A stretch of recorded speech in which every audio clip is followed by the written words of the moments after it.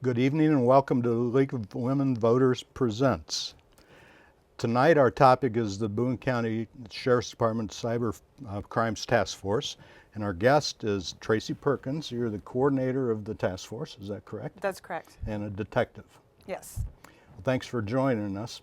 Appreciate it. We had a great pre-show discussion about the wide-ranging about what the task force does and why it exists, and I want Tracy to start maybe with talking to us about the formation of the task force and how long it's been around. Okay.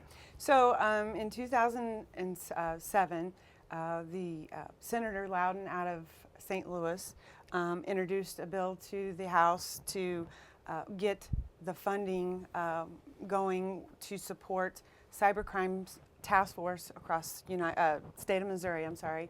And we were fortunate that it was passed. And then when legislation, that was in the mid part of the legislation, so they called a session for that, specifically for that, to get the funds going.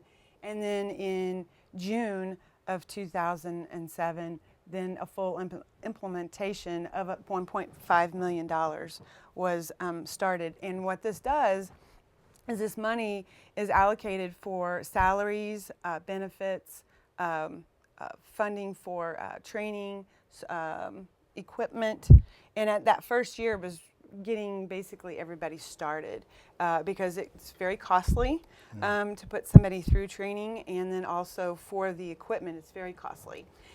So that started, and I don't recall how many task force began in 2007, and then from years on from there, 1.5 million has always been allocated to the task force for the whole state of Missouri. And currently we have 12 task force funded, and just recently Governor Greitens was able to allocate $500,000 more. So we are at now $2 million to help increase and cover the fundings, because as years go past, our salaries increase, and so the money, we were having a lot of our money be eaten up by just salaries, and so we were lacking some money to help us for the equipment and some training. And so our money is completely funding the exploitation of a child through the internet. So our focus and goals are for the children. So $2 million per task force? I wish. $2 million for the entire state? Yeah, to separate, yes. So that's got to be a cost share. Yes, it is. So you have to be, you can request for the moon, but obviously they're going to they have a committee who then reviews the grants, the application, because I have to apply every year. And in 2014, I was given the role of the task force coordinator. So it's a very lengthy process. So I have to request what I feel is necessary, but not to be greedy. But this year we were allocated $201,000 for the task force. And that's the most we've ever had. And how many members? We have 2 detectives with the Sheriff's Department that are funded under the task force grant. And then we have our equipment, our training, and software. Software can cost anywhere from $1,500 to $7,000 just to fund it each year. So the software companies, they know they have, these units where they need them, because then they're going to charge whatever they want. So the 2 detectives include you? And, no. So the coordinator. 2 detectives, and then myself. I'm funded by the Sheriff's Department. Got you. And then we have a part-time FBI agent through the central office out of Jeff City. And then we have a university police officer that is assigned to us. Now, what we do is we have investigation and we have forensics. So when we pull in evidence from a crime or investigation that we're working, then we have our own forensic team that will actually look at that. Now, that's only 1.5 individuals. So we're estimated about 6 to 7 months behind. How many counties do you cover? It's a good question. To be a task force, you have to be multi-jurisdictional. So we cover not just Boone County, but we cover 7 counties that surround us. So all the way from Cooper, Howard, Audrain, Randolph, Callaway, and Cole County. So walk us through a typical investigation. What triggers it, and what tools do you use, and what do you find, and how do you close it?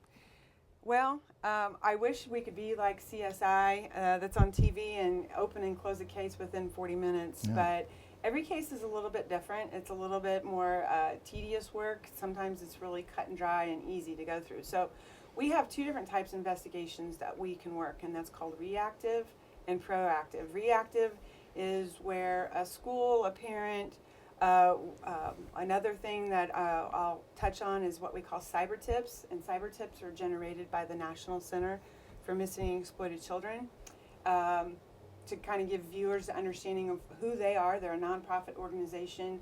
It was actually founded by John Walsh. His son Adam went abducted. Oh my gosh, I think it's been 30 years ago. Yeah, probably. It's time In to Florida, slip by. right? Yeah, I think something, so. And anyway, so when a child is abducted, that's where the information is going to go to get that information out to general public to try and find that child. Well, then there's the exploited side of it that has come around over the years. They have needed that resource as a pivot person or a pivot organization between law enforcement and the internet service providers.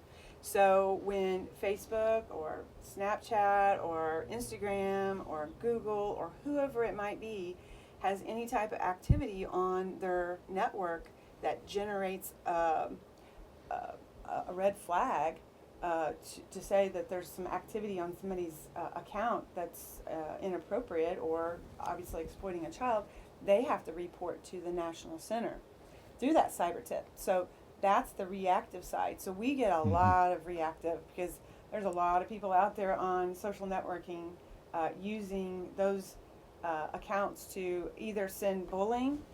Let's look at that. There's cyberbullying, there's terroristic threats. Anything that is a violation of federal guideline services that protects people, they have to report it through the cyber tip reports. So that's the reactive side. Okay, and proactive. Proactive is where we go after, we pose as 12 and 13-year-old boys or girls, depending, maybe sometimes up to 14 years of age. And because there's individuals who like to entice and lure children out of their homes and engage in a sexual relationship with them. So I did that for several years, almost 6 or 7 years before I took over as the coordinator. And then the current staff person that I have is actually doing that. So in the proactive, we're looking for the sexual misconduct involving a child, the enticement of a child, and also the production of child pornography. They'll sometimes encourage the undercover that they think that is a child to produce child pornography. Now, which we don't send. Just to make sure. Okay, good to know. The proactive part. Do they? So what I'm thinking about is constitutional protections against entrapment, Fourth Amendment, I guess. Right. So how do you avoid entrapping legal problems? Right. Well, without going into an actual detailed investigation, all officers or investigators who are working under the Internet Crimes Against Children, so it's a national organization, we have standards that we have to, and protocols that we have to follow. So we know what we can and can't do, and all I can say is that the person that we're talking to is the aggressor and started the conversation. Okay. Without really talking too much about it. Sure. So we've got let's talk in theoreticals here. You've got some activity that you're become aware of, either through proactive policing or reactive tips. And then how do you go to work on it? So let's go with a reactive case, okay? So if I got a tip, and this is actually a real situation, I got a tip that a 14-year-old was a runaway. And being as a runaway, that happens often in communities, and a lot of people don't realize how many young children are actually on the loose and running from problems, issues, just, the whole parts of life. Yeah, being a kid's hard. Being a kid is hard. And so we got information that she was on a particular forum page that was putting herself at risk. And so I went under as a proactive situation, and pretended to be an adult who was wanting to talk to her. And we basically lured her in and got her into a safe haven, and she's now rescued. Mm-hmm. But she was putting herself in jeopardy, and we actually was able to intercept conversations, and she was very aggressive, young 14-year-old who was seeking out adult male attention. And obviously we've heard the bad stories. We just don't, we don't want to put her at risk or, anybody else. So we wanted to make sure that we got her safe. Mm-hmm. So, every little situation, and it was really weird because I've never had to pose as an adult to talk to a child. A male. As a male. Yeah. It was very weird, so say the least. But I had to understand and remember that I was talking to a 14-year-old. So it was a clean conversation, but I got her to where that she felt that she was meeting a 40-year-old male at a hotel, Mm-hmm. and that's where she ended up. Wow. So that happened in a 24-hour period. Mm-hmm. So my first enticement case happened within 3 or 4 hours, and they were very aggressive male who wanted to meet and was willing to do whatever and anything to meet me, which he thought I was a 13-year-old female. Mm-hmm. So basically, setting up your persona, and that means who are you as a child. So what is my background? What is my history? And so and this is what I talk to the kids about, and because I always think they're just that I'm feeding them a line of hogwash, thinking that I'm just trying to scare them. Mm-hmm. Yeah, and then that's when I throw at them that, hey, by the way, I've posed as a 13 and 14-year-old, and this is what they'll ask you. Now I don't tell them because it's very graphic, Mm-hmm. it's very personal, but they get really aggressive with you. And talking to a person online, I can pretty much say by the questions that they're asking me as a child that they're a keeper, that they're somebody that I want to keep around and continue to talk to. Mm-hmm. Because it's how aggressive they are towards me. Right. In their questions. So you want to keep them engaged until you can make an arrest. Well, it's just that they are engaged in me and they're asking such personal questions about me that they're and I used this earlier when we were talking off camera about grooming. Yeah. But they were conditioning me. Right. And so, and I'm being a kid, so I'm just saying. But the goal is to make an arrest. Most definitely, because Yeah. that person is an at-risk to the community, and the theory is that if they do it to me, Yeah. as a person, they're going undercover. They're going to do it to the real child. Yeah, and they've we probably don't done want it that. before. Oh, sure. Yeah. And they've either exploited them just online, and they don't, that child doesn't know, anything different, or they've actually met the child. So another part of it, beyond enticement, is Mm-hmm. trafficking and pornography. Yeah, trafficking is kind of a hot commodity right now. It's a big topic. Mm-hmm. And how do you follow those cases? Those are hard. One, if the trafficking aspect is on a website that is monitored by their law enforcement staff, intel by other law enforcement agencies filtrate into those posts, if I can say. So let's say if we take Craigslist, and there's a post on Craigslist, and their law enforcement team there is looking at it, and they say, ooh, she looked kind of young. And so they'll flag it, and they have to then report it. to the National Center. So then the National Center will capture the data that's behind that post, which is called an IP address. And that IP address then has a geolocate on it. That geolocate will give it in a proximity that it's, let's say it's in Columbia, Missouri. So then they'll then ship it to our task force. And then so then when we open it up, we have to then try and figure out where they're at. So if it comes up that they're at a hotel or they're at a cell phone that's sometimes non-traceable, it's going to be hard for us to figure that out. We ask for the community to educate themselves about the flags, the red flags, that unusual behaviors that you might see. Think, oh man, this kind of looks weird. You have, maybe 2 adult females. They're kind of dressed kind of provocative kind of manner. You have somebody else who is a male subject, and then you have this younger person. It's just like, where it's just, when you see it, you be like, wow, this is what it is. Kind of like the tornado. When you first see it, you're like, that's what I've always been taught, what to look for in a tornado. So that's what's hard, is because they move around.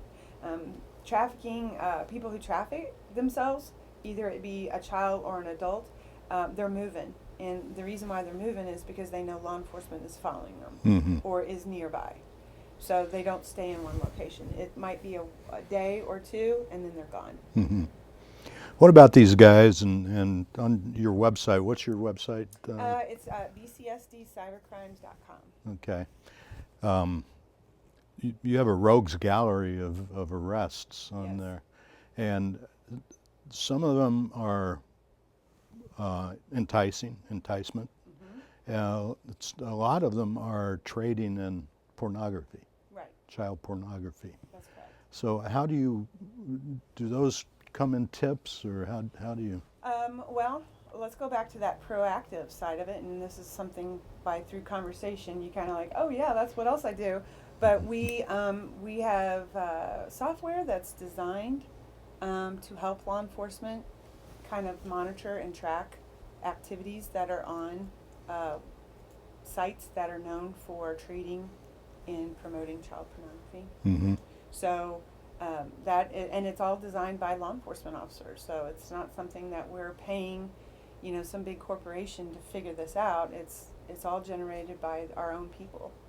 So we're fortunate to have it, and it's been around for actually since 2007. And it was the old school way, and it automated. There's a lot more automated systems now.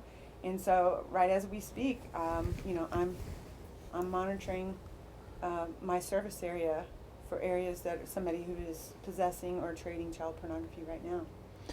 And you see a lot of the same pornography. We see a lot repeated. We see a lot of the same files of victims of abuse. Unfortunately, those children might be in their 20s now, and we call it vintage. Means because it was created 20 or 30 years ago, and they have digitalized it to make it easy, to trade. Some of this pornography happens in our own homes. Sometimes they're commercialized, and we can see that. We can see in the files that they're overseas. We can see that they're of different nationality. So this is not just a mid-Missouri issue. This is, and I call it the epidemic, and this is a huge problem. So how do you catch the guy who's trading kiddie porn? Well, we catch them by when their activity. That's a secret, right? Yeah, it's a secret, but it's their activity. Their activity, it's their footprints. And it's just being, and sometimes they get away. I always think everything that we do is like fishing, and sometimes those fish get away. And I believe in karma, and if they get away one time, we'll get them another time. How long does a typical investigation? You talked about the enticement, like happens quickly. It was fast. What about the online trading? Online trading can be depends on when the download occurred, or for that action to take place. We work a lot with the online providers, and we're going to call those ESPs, or electronic service providers, and they're mostly law enforcement friendly. But we always have to remember we're not the only law enforcement agency asking for records. So sometimes the delay for Facebook could be anywhere from 10 to 20 days out. So if I was looking at a situation where I'm looking at an account, so people like to trade on Facebook. So let's say that we're looking at maybe 20 days from the time that the action occurred to the time that we knock on their door. They trade pornography on Facebook? They trade. We even have a case on Pinterest. Yes. There's no There's innocent no safe place. app, No, huh? no, there's not. If Yeah. there's a will, there's a way. Yeah. That's how scary it's gotten. It's people will manipulate and use something that is. I use Pinterest. I use Pinterest for Yeah. a lot of things, fixing things, and even YouTube. Look at YouTube. We've had some issues on YouTube, so it's really everywhere. It's so quickly has become part of the fabric of society and the way we live. Yeah, and the other kind of caveat to that is that our kids are getting these devices at such a younger age, and this is the sad side to it, is we've had as young as a 9-year-old self-exploit herself. And, to think of a 9-year-old, that's equivalent to about a 4th grader. Yeah. Exploiting herself. How would they even know? Well, that's a good question. So there's a lot of flags that says, okay, why? How come? The average age for an exposure to adult pornography or pornography in general is the age of 8. So, I'm not saying that every 8-year-old has been exposed to pornography of some sort, but if you look at TV, you look at, non-filtering, TV channels, you look at the internet, it's there. And the click of one single button and they get onto something that they shouldn't be seeing, boom, they're exposed. Yeah. Well, Tracy, you seem awfully normal to have a job where you deal with this kind of stuff every day. What's your typical week? I know you do education too. Yes. And outreach. Yeah, I did one last night actually up in Centralia. Yeah. And how do you do that? What do you? Well, usually a lot of organizations knows that we exist, and then the schools through the word of mouth, and then also with the trend that we are, working. We are constantly being asked by schools to come to their school and do a presentation, and so we usually have anywhere between a 40 to 50-minute presentation to the kiddos about. Like I said, the hot topic is cyberbullying right now. Cyberbullying, and then we talk about the criminal laws and what you shouldn't be doing, and let's think about what we should be doing. And so we're trying to give them kind of some basic understanding that, you're kind of given a device and you're asked to be mature about it, and responsible. kids are not mature. So what was the group last night in Centralia? I said Centralia Sturgeon. Okay. Sorry. Let's go back. That was Sturgeon.